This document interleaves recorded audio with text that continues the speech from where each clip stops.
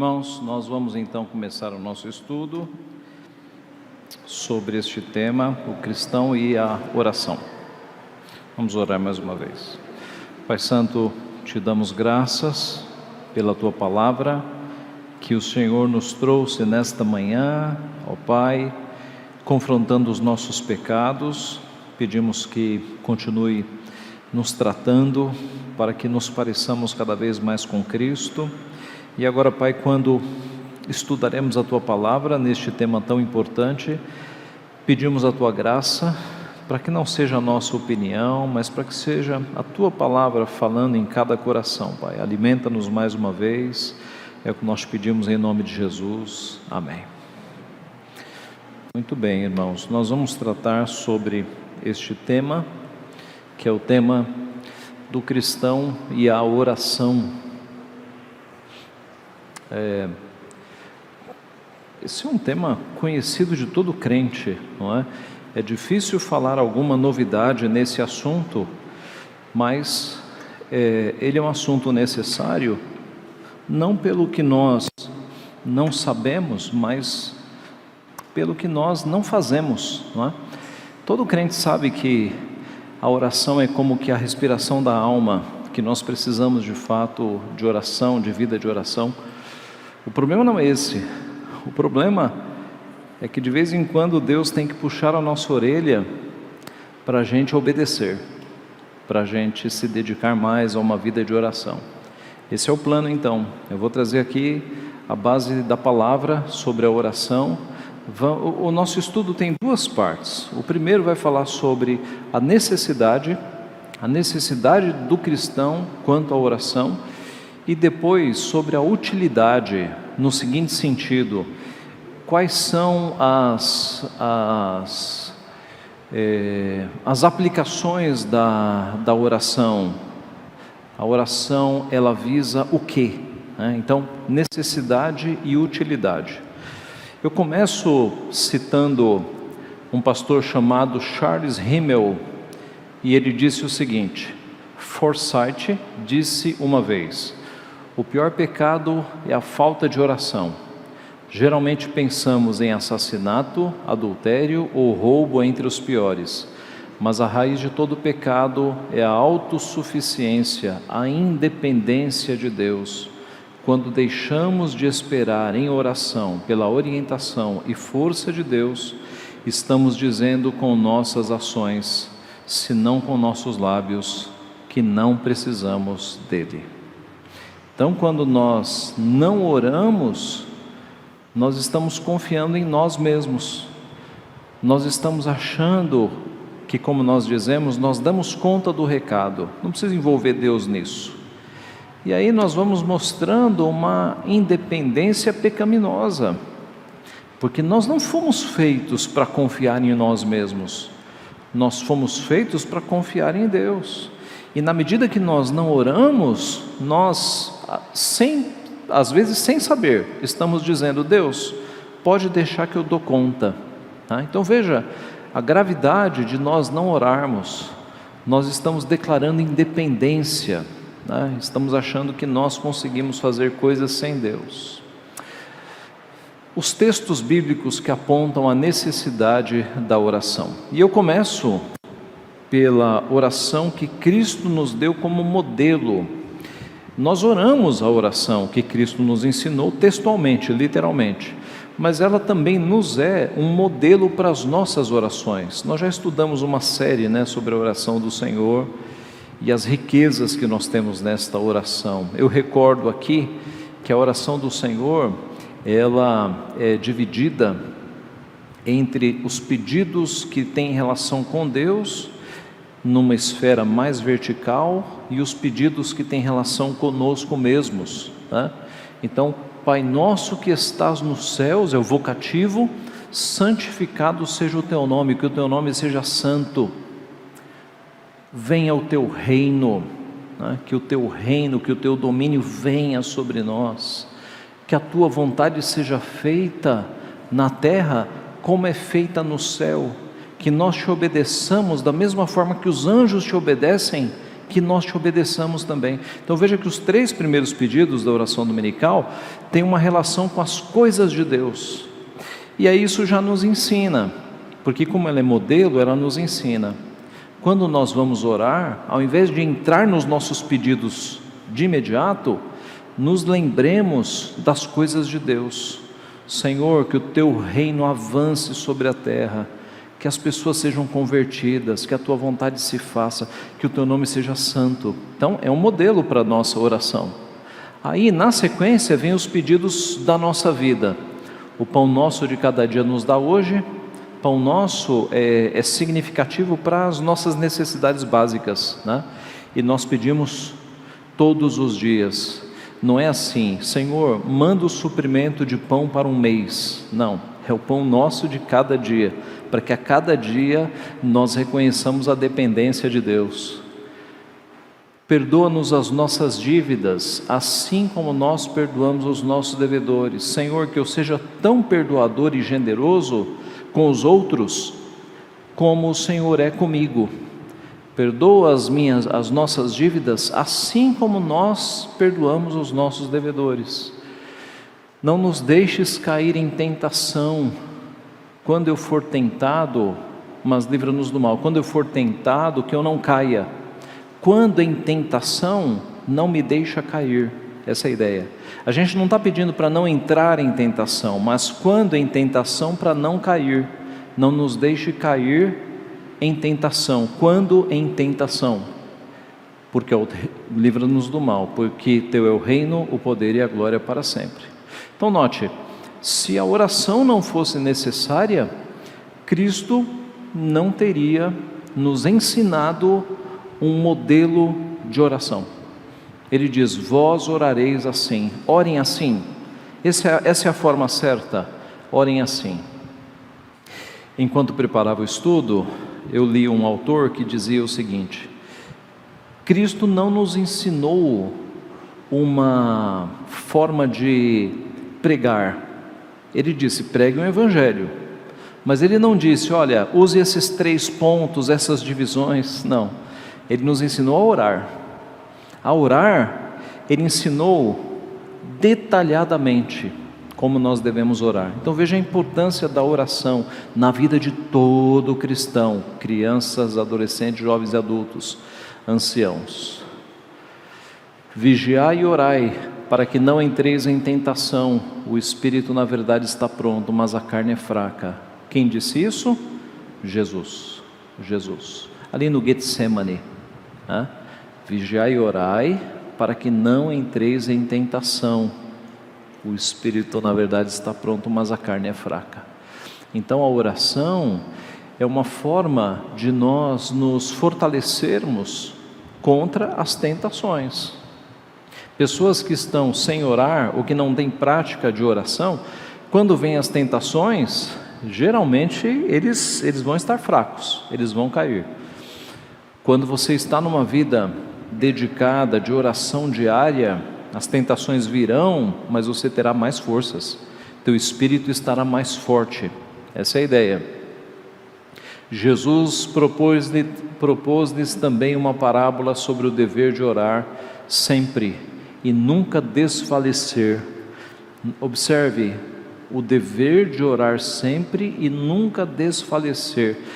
Na verdade, Jesus mostrou com a sua vida. Se você lê o Evangelho, você percebe o tanto de vezes que Jesus se retirava para orar, né?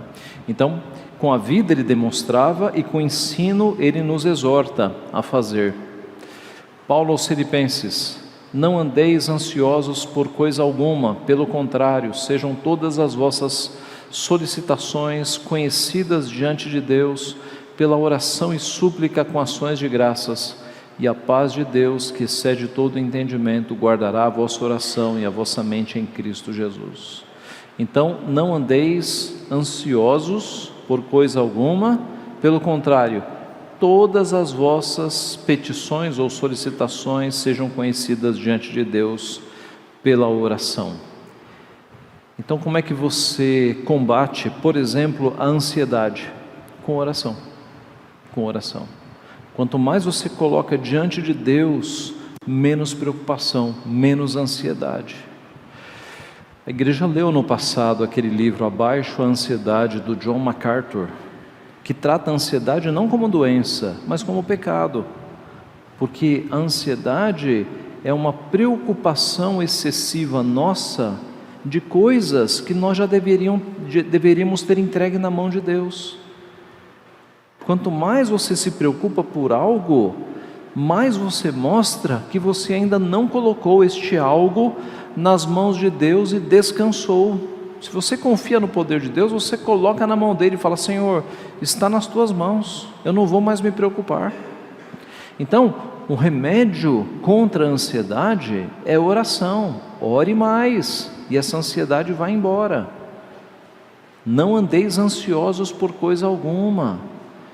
Sejam todas as vossas solicitações conhecidas diante de Deus pela oração. E o que acontecerá? A paz de Deus. A paz de Deus guardará o vosso coração. Alguns de vocês já tiveram experiência disso, de estarem muito preocupados, orarem e Deus dar paz. O versículo, é o cumprimento do versículo. Isso acontece, isso é fato, é real. Coloque em prática. Perseverai na oração, vigiando com ações de graças. Paulo dizendo: sejam perseverantes na oração. Não é para orar de vez em quando, sejam perseverantes. E veja, meus irmãos, a oração ela pode ser feita no ônibus, no táxi, no Uber, no metrô, no teu trabalho. Você não precisa fechar os olhos e ajoelhar. Você pode orar com olhos abertos por vezes. É claro, por que a gente fecha os olhos? Para se concentrar mais. Agora, há momentos no nosso dia, indo para o trabalho, voltando do trabalho, que a gente está com a mente em Deus, pedindo, orando em comunhão com Deus. Lembra-se da história de Neemias, né? Quando o rei achou que ele estava triste, perguntou para ele, e aí diz lá: então eu orei no meu coração. Neemias não saiu para um quarto reservado, ele orou ali de olhos abertos, ele pediu ajuda para Deus e Deus o ajudou, né? Então nós perseveramos na oração, orai sem cessar.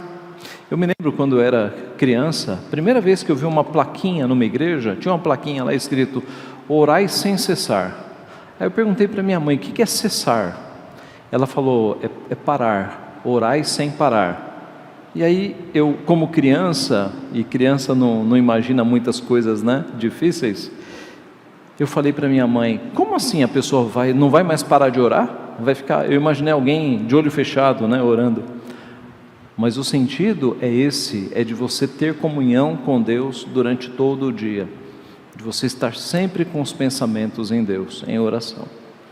Sim.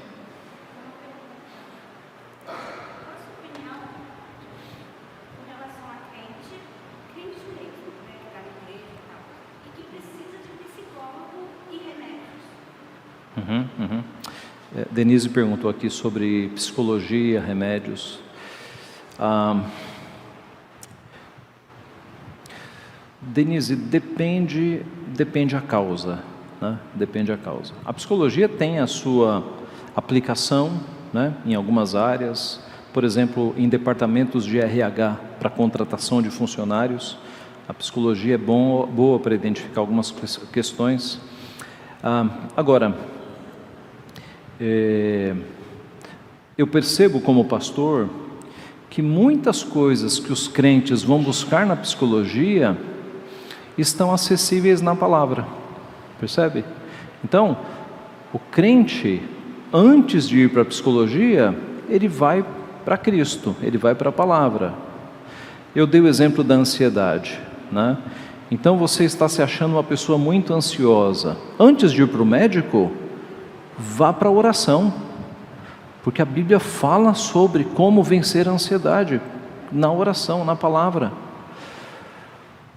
Muitas das depressões, talvez a maioria, tem causas em pecados, em questões emocionais, em pecados que viraram questões emocionais. Muitas das tristezas que por vezes a pessoa até acha, é uma grande tristeza, mas até vai para uma depressão, pode ser resolvida pela palavra. Então, De fato, alguns crentes muito rápido vão para a psicologia, quando deveriam ir para a palavra, porque a palavra tem tratamento, em muitos casos, né? Então, a psicologia é uma das ciências, né, que tem o seu valor aí no campo científico, mas eu entendo que muitas das coisas que os crentes estão indo buscar lá, já estão disponíveis na palavra, de modo acessível, gratuito, tá? E eu dei esses exemplos, né? Então, eu creio que é isso, tá? Então, veja, eu acho que ficou claro, né, irmãos? Ficou claro, né? Tem o seu valor, o seu local, mas a maioria dos problemas, questões relacionadas a pecados da palavra, nós buscamos na palavra. A cura está na palavra, tá? Muito bem. Orai sem cessar. Aqui Paulo escrevendo a Timóteo: finalmente, irmãos, orai por nós, para que a palavra do Senhor se propague e seja glorificada, como também está acontecendo entre vós. Note, Paulo estava pregando o evangelho. Paulo era um trabalhador, né? Um incansável na proclamação do evangelho, mas ele dependia de Deus. Ele pede oração, para mostrar que todos nós dependemos de Deus, sem Deus nós não somos nada, e ele pede oração. Orai por nós, pois estamos persuadidos de termos boa consciência, desejando em todas as coisas viver condignamente. O escritor aos Hebreus. Tiago: confessai, pois, os vossos pecados uns aos outros, e orai uns pelos outros para serdes curados. Muito pode por sua eficácia a súplica do justo. Então, confessar os pecados uns aos outros, o que é isso? Não é confessar o pecado ao padre, né? Uns aos outros aqui, está falando da família da fé. Nós temos que ter relacionamentos entre nós com abertura, para eu te contar o que eu estou passando, as coisas erradas que eu fiz, e você orar por mim, entendeu? Uns aos outros, é a família da fé. Confessai os pecados uns aos outros, orai uns pelos outros, para serdes curados. Essa é a ideia de comunhão entre os membros da família, uns pelos outros. Muito pode por sua eficácia a súplica do justo. E na sequência ele vai falar de Elias, né, que orou, e o sol parou. Então, muito pode por sua eficácia a súplica do justo. Uma citação aqui de Martin Lloyd Jones, só um minutinho, para eu ser preciso aqui nas minhas falas.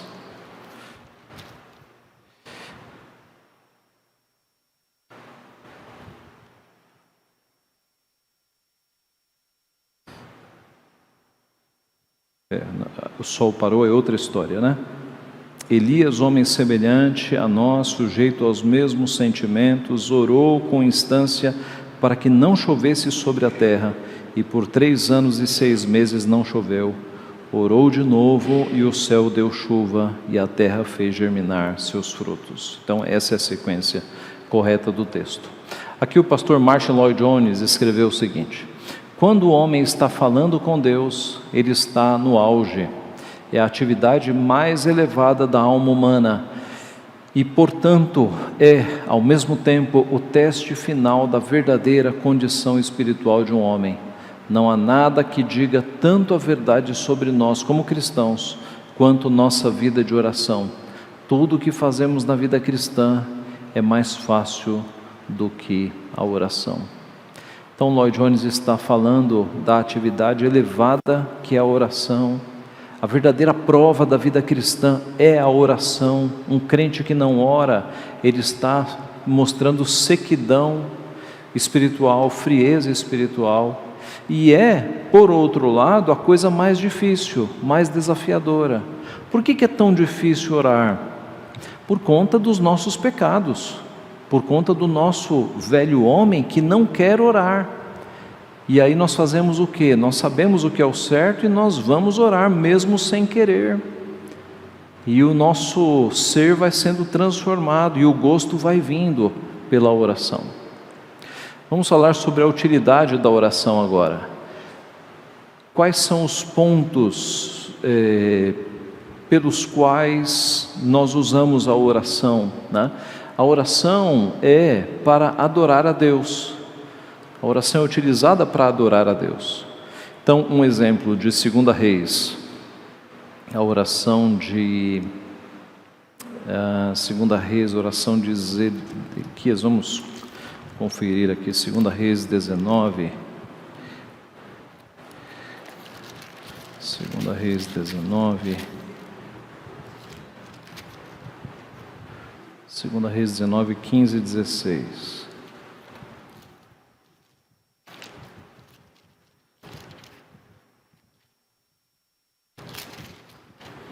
Isso, Ezequias, oração de Ezequias. Orou perante o Senhor, dizendo: Ó Senhor, Deus de Israel, que estás entronizado acima dos querubins, Tu somente és o Deus de todos os reinos da terra. Tu fizeste os céus e a terra. Inclina ao Senhor o ouvido e ouve, abre, Senhor, os olhos e vê. Ouve todas as palavras de Senaqueribe, as quais ele enviou para afrontar o Deus vivo. Ezequias vai fazer o pedido, mas observe como ele começa adorando: ó Senhor, Deus de Israel, que estás entronizado acima dos querubins, Tu somente és o Deus de todos os reinos da terra. Então, como é que nós adoramos a Deus? Nós adoramos a Deus cantando, né? Nós temos hinos e cânticos e salmos de adoração a Deus. Oramos lendo trechos da Escritura de adoração a Deus. Adoramos e adoramos orando também. A nossa oração, ela tem que ter adoração. No nosso culto, a primeira oração que a igreja faz é uma oração de adoração, adorando a Deus, né? Em toda a oração. Então a oração serve para adorar a Deus. Observe a oração de Ana, registrada em 1 Samuel 2. Então orou Ana e disse: o meu coração se regozija no Senhor, a minha força está exaltada no Senhor, a minha boca se ri dos meus inimigos, porquanto me alegro na tua salvação. Não há santo como o Senhor, porque não há outro além de ti, e rocha não há nenhuma como nosso Deus. Não multipliqueis palavras de orgulho, nem saiam coisas arrogantes da vossa boca, porque o Senhor é o Deus da sabedoria e pesa todos os feitos na balança. O arco dos fortes é quebrado, porém os débeis cingidos de força. Os que antes eram fartos hoje se alugam por pão, mas os que andavam famintos não sofrem mais fome. Até a estéril tem 7 filhas, e a que tinha muitos filhos perde o vigor. O Senhor é o que tira a vida e a dá, faz descer a sepultura e faz subir. O Senhor empobrece e enriquece, abaixa e também exalta, levanta o pobre do pó e desde um monturo exalta o necessitado, para o fazer assentar entre os príncipes, para o fazer herdar o trono de glória, porque do Senhor são as colunas da terra, e assentou sobre elas o mundo.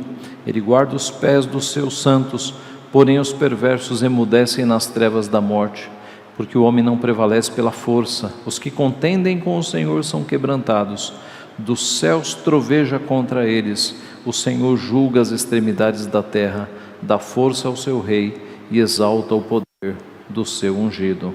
Veja, Ana fez essa oração grande de adoração a Deus. E Maria, quando vai fazer o seu cântico, né, sabendo que está esperando Jesus, ela usa a oração de Ana como parte do seu cântico. Então, oração é para adoração. Oração é para gratidão. Nós agradecemos a Deus quando nós oramos, tá? As nossas orações têm que ter um momento de gratidão a Deus pelo que Ele já fez. Alguns exemplos. 1 Crônicas 29. Pelo que Davi louvou ao Senhor perante a congregação toda e disse, : Bendito és tu, Senhor, Deus de Israel, nosso Pai, de eternidade em eternidade. Aqui é a adoração. Teu, Senhor, é o poder, a grandeza, a honra, a vitória, a majestade, porque teu é tudo quanto há nos céus e na terra. Teu, Senhor, é o reino, e tu te exaltaste por chefe sobre todos. Adoração ainda. Riquezas e glórias vêm de ti, tu dominas sobre tudo, na tua mão há força e poder. contigo está o engrandecer e a tudo dar força, adoração.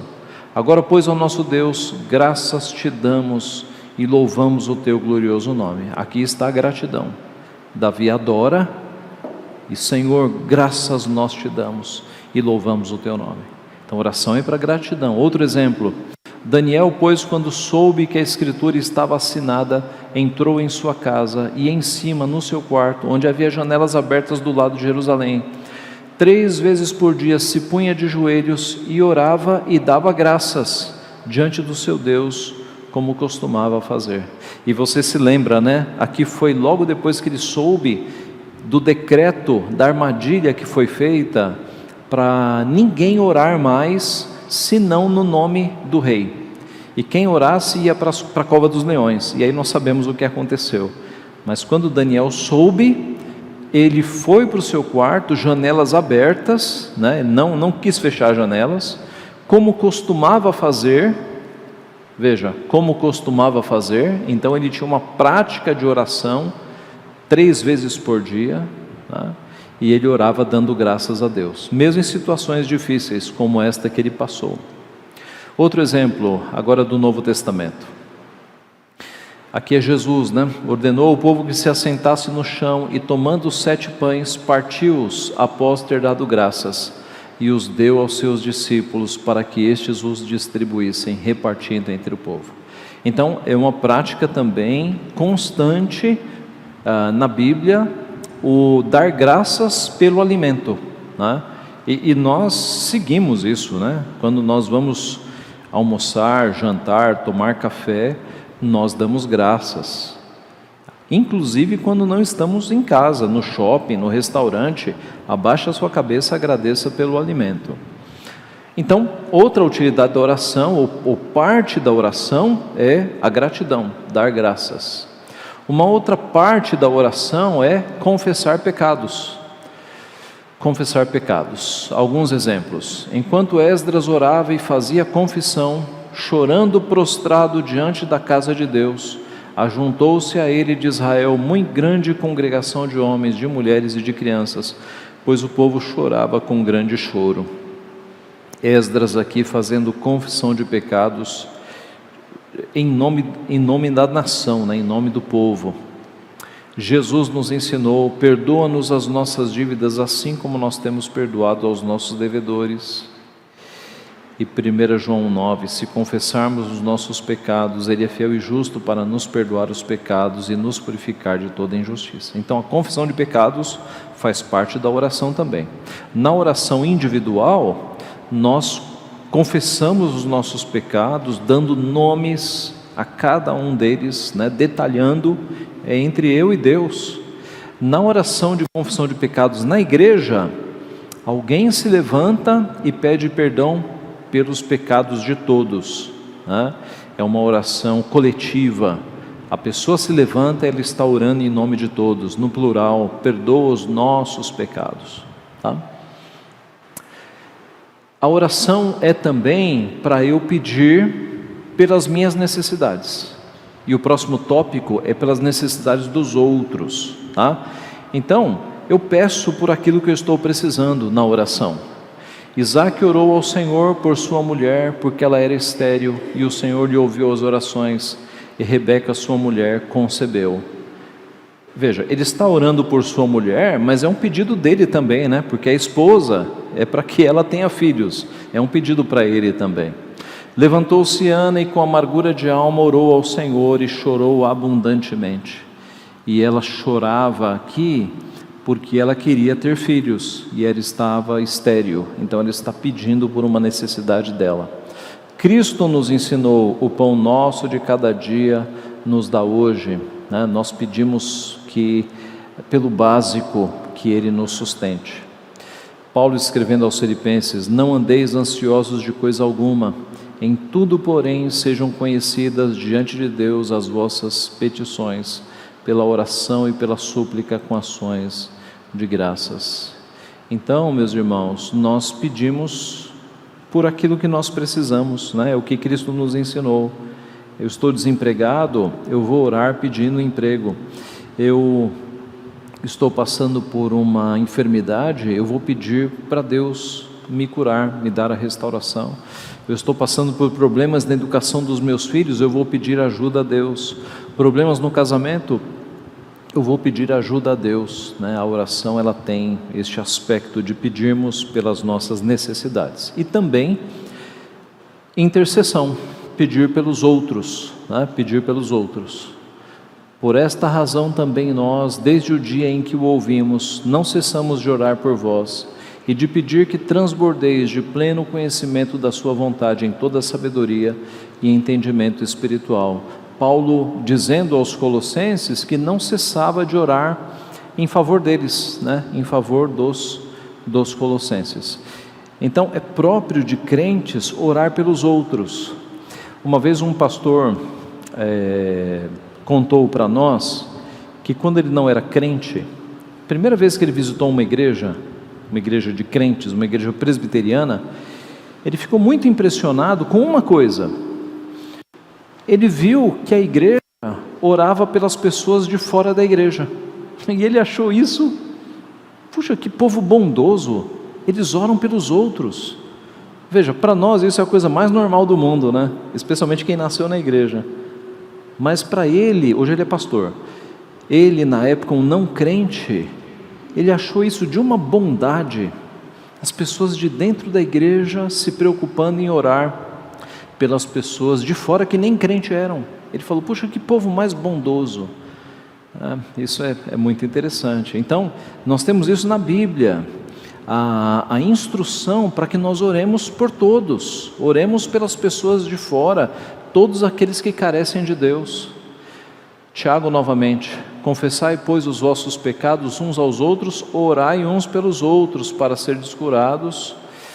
1 Timóteo 2, 1 e 2, antes de tudo, pois, exorto que se use a prática de súplicas, orações, intercessões, ações de graças em favor de todos os homens, em favor dos reis, de todos que se acham investidos de autoridade, para que vivamos vida tranquila e mansa, com toda piedade e respeito. Você deve ter reparado que nos nossos cultos, nós oramos pelo presidente da República, pelos ministros, pelas autoridades constituídas, seja de qual partido for, meus irmãos.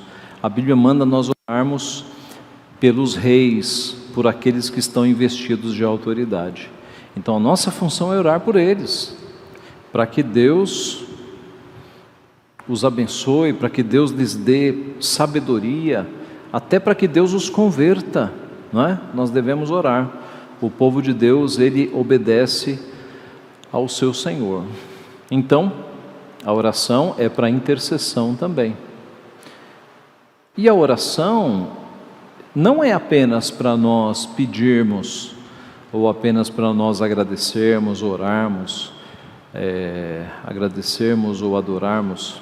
A oração é em si um exercício de comunhão com Deus, Nós mostramos que amamos a Deus quando nós conversamos com Ele. Como é que você pode dizer que ama alguém se você não conversa com a pessoa? Que relacionamento é esse?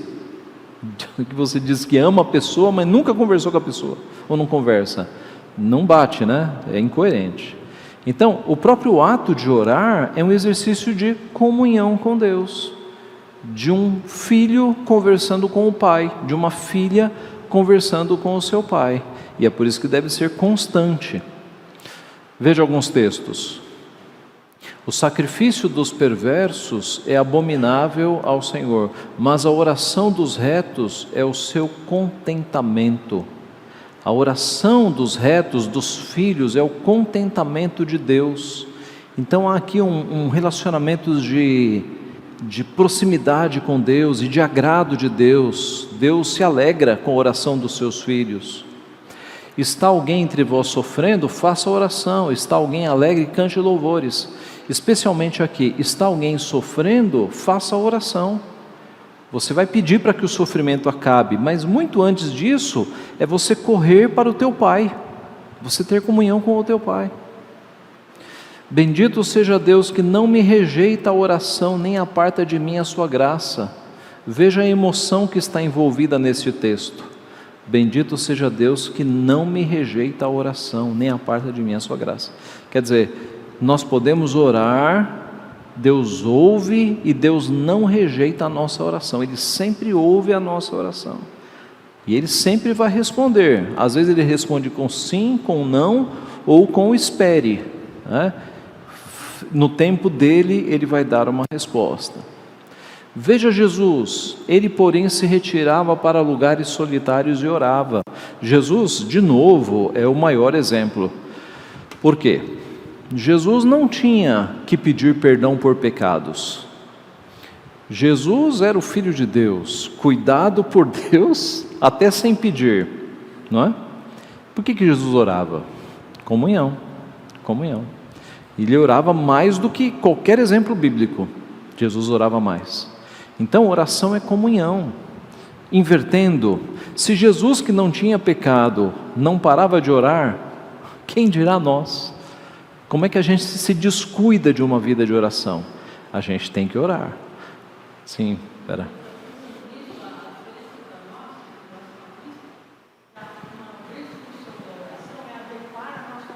A vontade dele, né? Isso, boa palavra.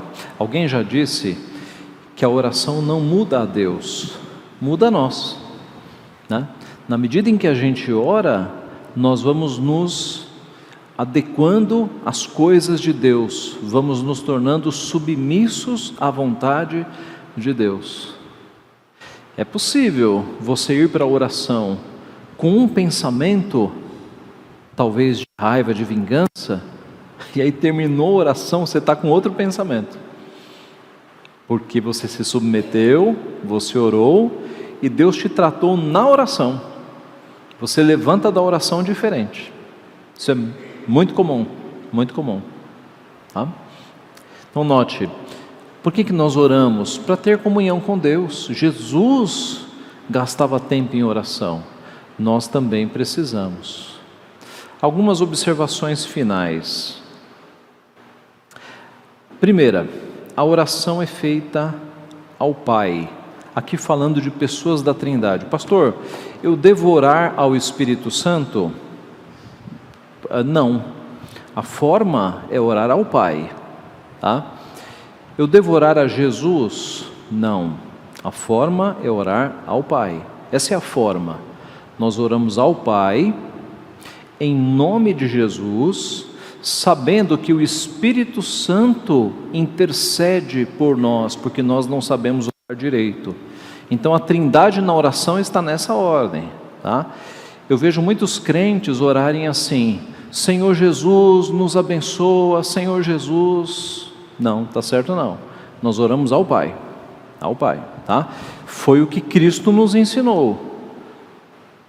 Jesus falou: portanto vós orareis assim. Senhor Jesus? Não. Pai nosso que estás nos céus. Ok? Nós oramos ao Pai. A oração é feita em nome de Jesus. Nós terminamos a oração dizendo: em nome de Jesus, amém. Porque toda obra, todo acesso ao Pai é por causa de Cristo. Ele é o nosso mediador, é por Ele que nós temos acesso ao Pai. Então toda oração que nós fazemos em nome de Jesus. Veja aqui: naquele dia nada me perguntareis, em verdade vos digo, se pedirdes alguma coisa ao Pai, Ele vô-lo concederá em meu nome. Ora, olha a oração aqui, a gente pede ao Pai, em nome de Jesus, tá?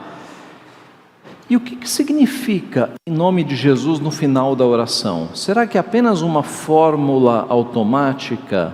Não, de jeito nenhum. Significa que tudo o que nós estamos pedindo é como que assinado por Jesus, tá? Eu vou dar um exemplo aqui que eu já dei em outras ocasiões. Imagine que você pegue um cheque aqui da igreja, está lá no cheque, né? Igreja Presbiteriana de Vila Guarani. Leve até um bar da esquina, um cheque da Igreja Presbiteriana de Vila Guarani, e chega lá e pede um engradado de aguardente, a famosa pinga. Me vê aí um engradado de 51. Eu acho que o dono do bar vai estranhar alguma coisa, né? Ué, como assim? Um cheque de igreja pedindo esse tipo de coisa? Então note, o que é que nós pedimos nas nossas orações? É algo que vai ser assinado por Jesus. Em nome de Jesus eu estou orando. Então, eu não posso pedir, Senhor, mata aquela pessoa em nome de Jesus? Não, não pode. Senhor, faz com que aquela pessoa fique doente em nome de Jesus? Não pode. Jesus não assinaria esta oração, tá? Lembra de Tiago? Pedi e não recebeis, porque pedis mal, para esbanjardes em vossos próprios prazeres. Às vezes a gente está pedindo coisas para os nossos próprios prazeres e usando em nome de Jesus em vão, porque Jesus não aprovaria, tá? Então toda a nossa oração tem que estar em consonância com o final, em nome de Jesus. Jesus faria essa oração? Faria. Eu estou pedindo coisas justas, Jesus assinaria, tá? Sim, Lucas. Pastor, só uma dúvida que eu também tenho há muito tempo: como entender melhor as orações imprecatórias descritas nos Salmos? Então, nos Salmos, né, o servo de Deus, ele está orando para que Deus faça justiça e Deus derrote os seus inimigos. E nós podemos fazer essa oração assim também: Senhor, que o teu reino vença, que os teus inimigos sejam derrotados. Agora, eu não posso orar para que o meu vizinho morra, para que o meu vizinho, mesmo que ele seja um ateu, mesmo que seja um inimigo do Evangelho, né? Eu vou orar seguindo o ensinamento de Cristo, para que ele seja convertido, porque Cristo ensinou, né? Orai pelos que vos perseguem, não amaldiçoeis, orai pelos que vos perseguem. E quando nós vemos, meus irmãos, alguns inimigos do Evangelho se convertendo, aí isso fica cada vez mais claro, né? Lembremos-nos de Paulo. Paulo foi um grande inimigo do Evangelho. Nós vemos em alguns versículos o medo que os cristãos tinham de Paulo, e Deus o quebrou, né? Então, a oração imprecatória do Antigo Testamento era nesse sentido: Senhor, acaba com os teus inimigos, lato sensu, num senso grande, né? E aí Cristo nos mostra que inimigos pessoais nossos, nós oramos para que Deus os converta, os abençoe, né? Não podemos pagar mal com mal, é sempre o mal com o bem, tá? Sim.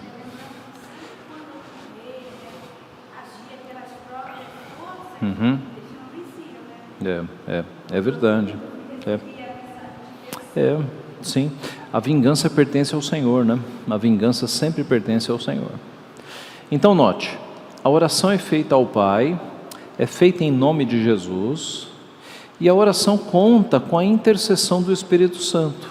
Paulo aos Romanos: também o Espírito semelhantemente nos assiste em nossa fraqueza, porque não sabemos orar como convém, mas o mesmo Espírito intercede por nós sobremaneira, com gemidos inexprimíveis. Então nós contamos com a assistência do Espírito Santo nas nossas orações, né? É aí que entra a pessoa do Espírito Santo na oração.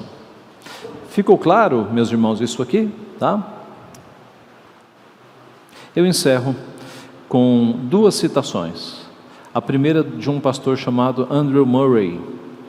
A maioria dos homens e mulheres cristãos que oram a um Deus vivo sabe, a maioria, muito pouco sobre a verdadeira oração que prevalece. No entanto, a oração é a chave que abre a porta da casa do tesouro de Deus.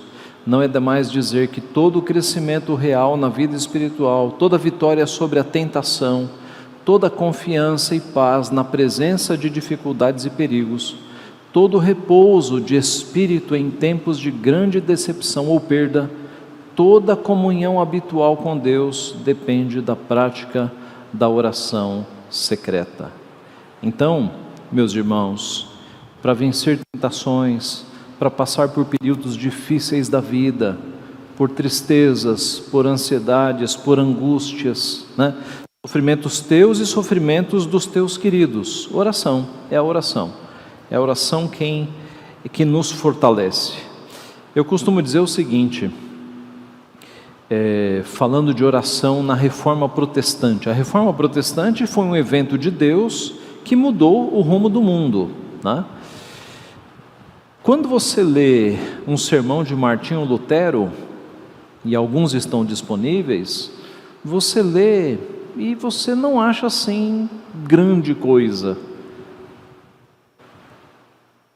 Mas aí quando você investiga a vida de Martinho Lutero, você descobre que ele orava 3 horas por dia. 3 horas por dia, todos os dias. Há um diálogo de Lutero com Melanchthon, que ele fala assim: Melanchthon, amanhã o meu dia está tão difícil que eu vou acordar mais cedo para orar 1 hora a mais, porque o meu dia está muito difícil. Era um homem de oração.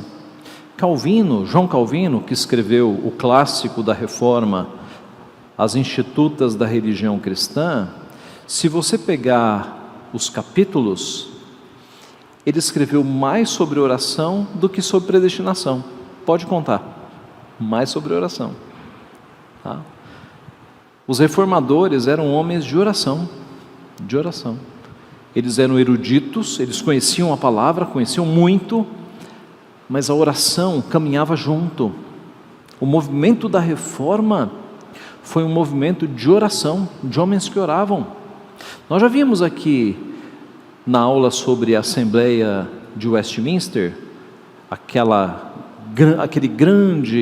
grande reunião, né, que durou 5 anos e meio, 1640, 1646, mais ou menos isso, que tinha ali uma seleção de homens conhecedores das Escrituras, tá? Mas eram homens de oração. Um deles descreve um dia de devoção, que geralmente era sexta-feira, que era um dia basicamente de oração e de leitura da palavra, orações de 2 horas de duração, né? Uma oração. Então, meus irmãos, não nos descuidemos. A nossa vida tem que ser uma vida de leitura da palavra, de conhecimento das coisas de Deus, mas de oração. É a oração que nos dá força, nos dá comunhão com Deus. Alguém tinha pedido a palavra, Silvana? Não, que o senhor falou de Lutero, né, que orava normalmente 3 horas por dia e teve um dia difícil, que ele ia ter mais difícil ainda, que ele ia acordar mais cedo para acrescentar mais 1 hora a oração. Então, eu entendo que todas as coisas contribuem para o bem daqueles que amam a Deus. Então, as dificuldades que nós temos, para o crente, ele, com a ajuda do Espírito Santo, ele vai identificar que é bênção, porque você vai ajoelhar. É uma forma de que, pelas dificuldades, você ajoelha, você ora, né? E a maioria de nós fazemos assim, né? Sim, sim. E Deus faz isso, né? Deus, por vezes, vê um filho que está meio relapso na oração, e Deus permite uma adversidade para trazer o filho para a oração. Não tenha dúvida, não tenha dúvida, tá? Que Deus permite algumas coisas para que nós nos dediquemos mais à oração, tá? Uma outra citação aqui do conhecido Charles Spurgeon, pastor batista: nunca veremos muita mudança para melhor em nossas igrejas em geral, até que a reunião de oração ocupe um lugar mais alto na estima dos cristãos. Veja, a importância da reunião de oração de uma igreja. Geralmente as igrejas brasileiras contam aí com 10, 20% da presença dos membros na reunião de oração, tá? E então, uma igreja que ora pouco é uma igreja fraca, meus irmãos. A nossa reunião de oração deveria estar cheia dos crentes, cheia de pessoas, porque quanto mais uma igreja ora, mais forte esta igreja fica. Os membros individualmente são fortes, e como nós somos um corpo, quando você tem várias pessoas da igreja fracas, isso reflete no corpo, né? A Bíblia fala sobre isso. Quando um órgão do corpo está doente, todo o corpo sofre. Então fica o nosso convite mais uma vez: participe da reunião de oração da tua igreja, é importante, no meio da semana, 1 hora, é importante. Faça um esforço para participar, porque a saúde espiritual de uma igreja, meus irmãos, está justamente nos membros buscando oração. Isso é muito importante, faça esse esforço. E aqui nós terminamos. Alguma contribuição, presbítero Marcos? Dentro desses comentários e lembrando também a respeito da providência divina, então eu fazer uma leitura aqui breve do capítulo 5 lá da nossa Confissão de Fé. Tem 2 itens lá, o 2 e 3, e que eu gostaria que talvez o senhor pudesse fazer algum comentário. Posto que em relação à presciência ao decreto de Deus, que é a causa primária, todas as coisas acontecem imutável e infalivelmente. Contudo, pela mesma providência, Deus ordena que elas sucedam necessária, livre ou contingentemente, conforme a natureza das causas secundárias. Aí, seguindo, na sua providência ordinária, Deus emprega meios, e Ele é livre para operar com eles ou não.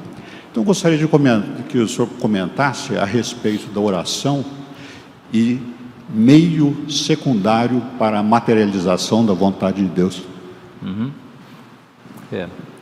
É de fato um mistério, né? São as águas profundas. O fato de que Deus ordenou todas as coisas. O salmista diz: meus dias foram escritos, e no teu livro foram escritos todos os meus dias, quando nenhum deles havia ainda, né, no Salmo 139. Quer dizer, Deus antes da criação do mundo decretou todas as coisas, porém, de uma forma que nós não conseguimos alcançar, Deus usa as nossas orações dentro dos seus planos. São as causas secundárias, né? Nós somos as causas secundárias. A causa primária é sempre Deus. O que Ele decretou acontecerá.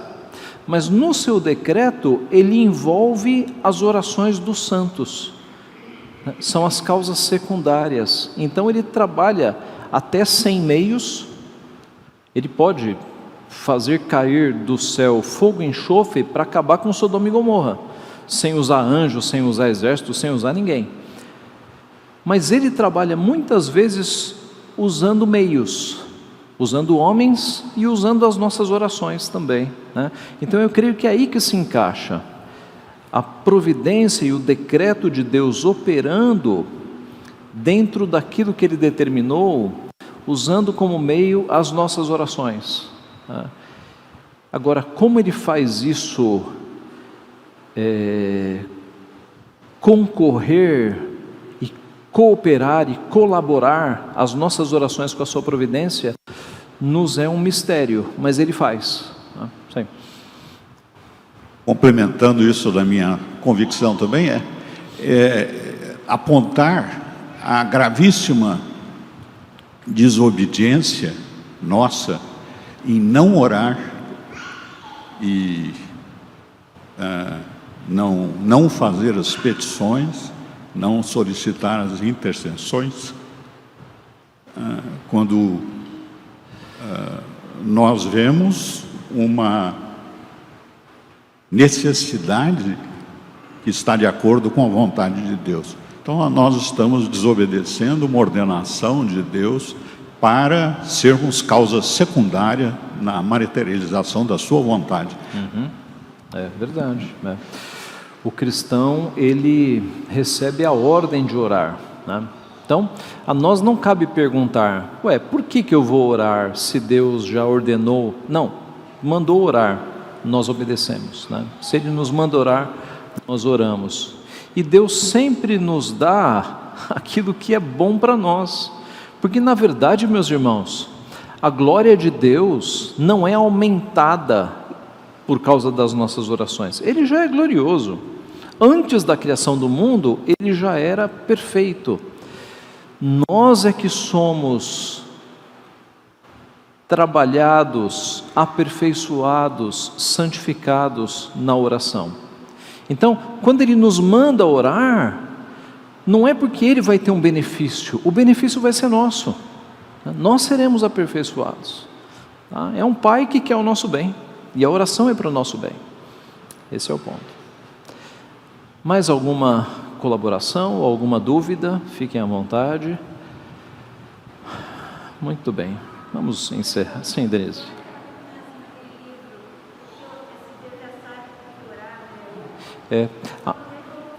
Há um livro assim, Se Deus Já Sabe Por Que Orar. Eu desconfio que o autor Kelly, o sobrenome dele, mas é da nossa editora. Se Deus Já Sabe Por Que Orar. É um bom livro, de fato. Muito bem, vamos encerrar.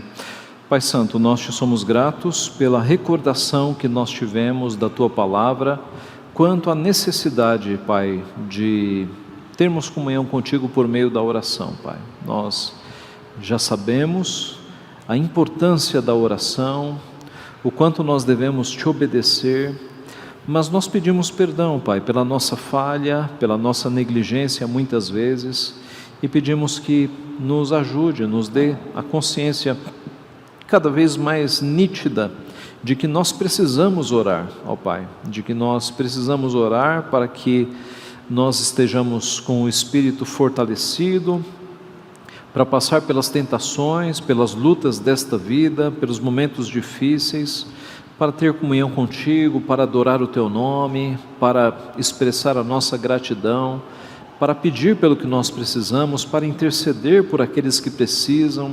Ó Pai, abençoa-nos e ajuda-nos a perceber a necessidade que nós temos de manter comunhão contigo cada vez mais constante por meio de uma vida de oração, Pai. Abençoa o Teu povo, fortalece a Tua igreja, ó Pai, abençoa a reunião de oração da nossa igreja para que ela cresça cada vez mais, que o Teu povo esteja ali feliz e alegre em estar buscando ao Senhor em oração. Abençoa cada família, abençoa as nossas necessidades individuais, o Senhor conhece-as todas. Fica conosco neste dia consagrado a Ti, é o que nós pedimos e agradecemos, em nome de Jesus. Amém.